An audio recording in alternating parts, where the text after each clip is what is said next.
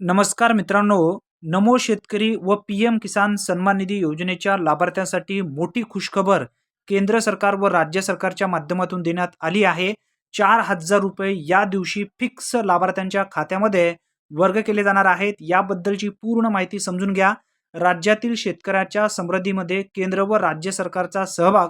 पंतप्रधान श्री नरेंद्र मोदी यांच्या शुभ हस्ते पीएम किसान योजनेच्या 18व्या हप्त्यांचे व राज्य सरकारच्या नमो शेतकरी महासन्मान योजनेच्या 5व्या हप्त्याचे वितरण राज्य सरकारच्या माध्यमातून व केंद्र सरकारच्या माध्यमातून केलं जाणार आहे.